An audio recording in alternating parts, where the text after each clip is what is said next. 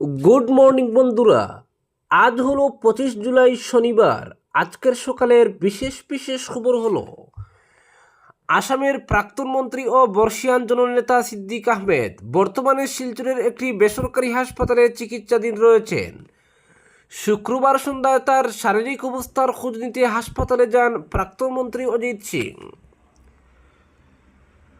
হাসপাতালে পৌঁছে অজিত সিং সিদ্দিক আহমেদের সঙ্গে সাক্ষাৎ করেন এবং কিছু সময় তার সঙ্গে সৌজন্যমূলক আলাপচারিতা করেন। তিনি তার শারীরিক অবস্থার খোঁজখবর নেন এবং দ্রুত আরোগ্য কামনা করেন। পাশাপাশি চিকিৎসকদের সঙ্গেও কথা বলে চলমান চিকিৎসা ও শারীরিক অবস্থার অগ্রগতি সম্পর্কে বিস্তারিত তথ্য সংগ্রহ করেন। এ সময় অজিত সিং সিদ্দিক আহমেদের পরিবারের সদস্যদের সঙ্গেও কথা বলেন। তিনি তাদের সাহস যোগানোর পাশাপাশি প্রয়োজনীয় সহযোগিতার আশ্বাস দেন এবং চিকিৎসাধীন নেতার দ্রুত সুস্থতার জন্য শুভকামনা জানান। উল্লেখ্য, কয়েকদিন আগে অসুস্থ হয়ে শিলচরের একটি বেসরকারি হাসপাতালে ভর্তি হন সিদ্দিক আহমেদ।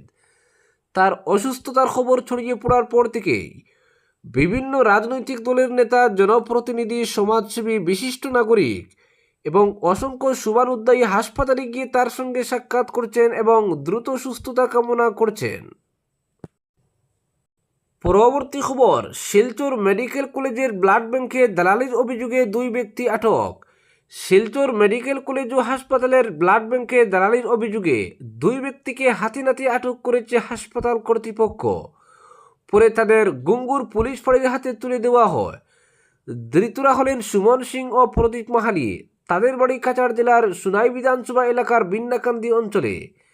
জানা গেছে, শ্রীভূমি জেলার রামকৃষ্ণনগরের বাসিন্দা তৈমুন্নেসা গত শনিবার থেকে শিলচর মেডিকেল কলেজ হাসপাতালের প্রসূতি বিভাগে চিকিৎসাধীন রয়েছেন।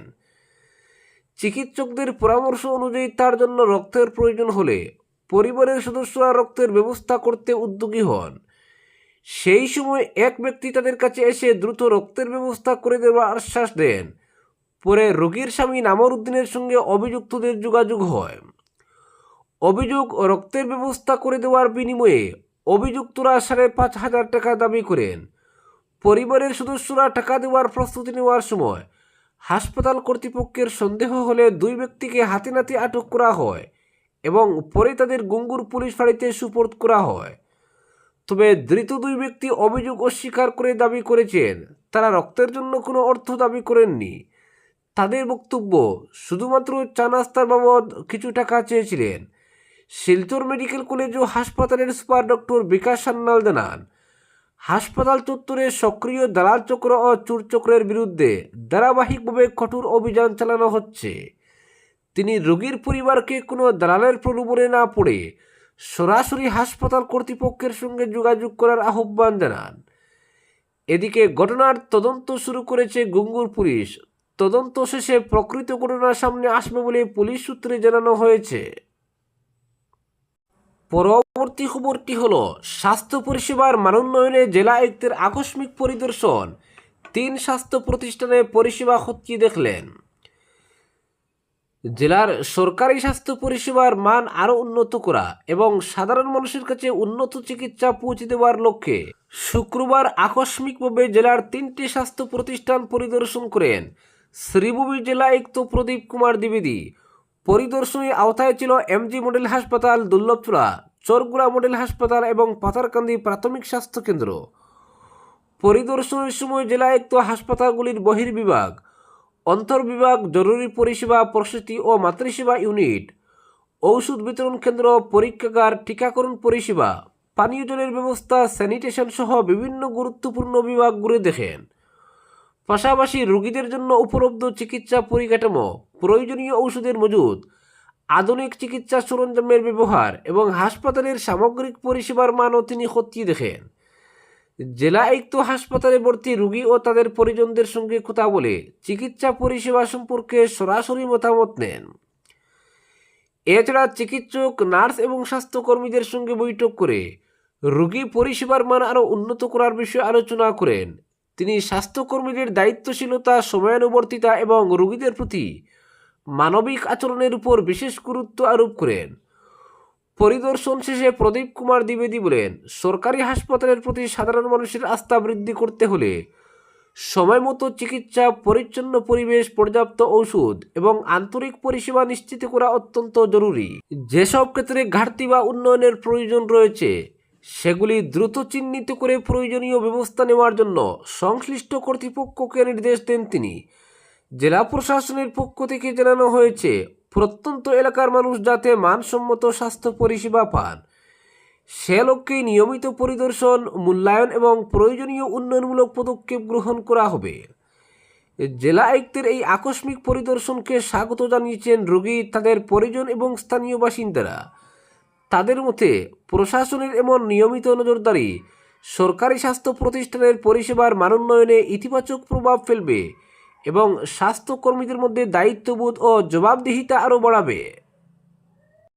পরবর্তী খবর, ভারতমালা প্রকল্পে প্রায় 60 কোটি টাকার কথিত দুর্নীতির অভিযোগে বিধানসভায় সরব বিধায়ক আমিনুর রশিদ চৌধুরী।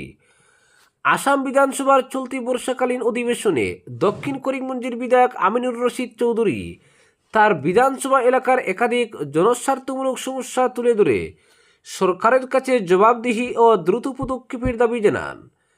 বেহাল সড়ক, ভারতমালা প্রকল্পে কথিত অনিয়ম, জমি অধিগ্রহণে অসঙ্গতি, জল জীবন মিশনের ব্যর্থতা এবং উন্নয়ন প্রকল্পে স্বচ্ছতার অভাব নিয়ে তিনি সরব হন।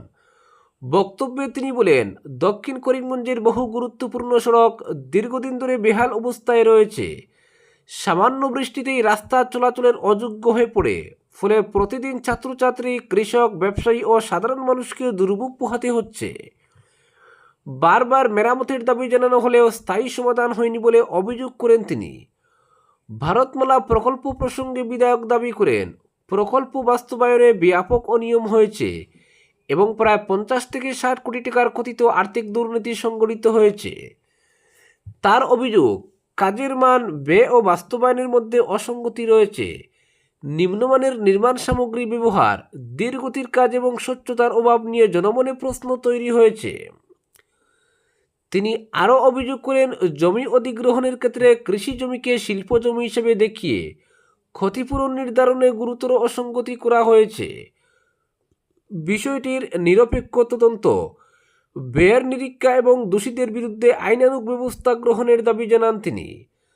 জল জীবন মিশন নিয়েও অসন্তোষ প্রকাশ করে আমিনুর রশিদ চৌধুরী বলেন, বহু গ্রামে পাইপলাইন স্থাপন করা হলেও নিয়মিত বিশুদ্ধ পানীয় জল পৌঁছাচ্ছে না। অনেক প্রকল্প অসম্পূর্ণ বা কার্যকর না হওয়ায় হাজার হাজার পরিবার এখনও পরিষেবা থেকে বঞ্চিত।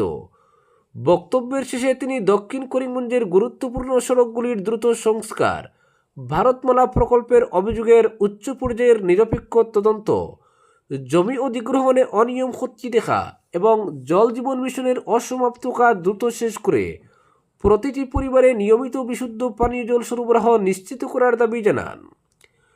বিধানসভায় তার উত্থাপিত অভিযোগ ও দাবিকে কেন্দ্র করে রাজনৈতিক ও প্রশাসনিক মহলে আলোচনা শুরু হয়েছে।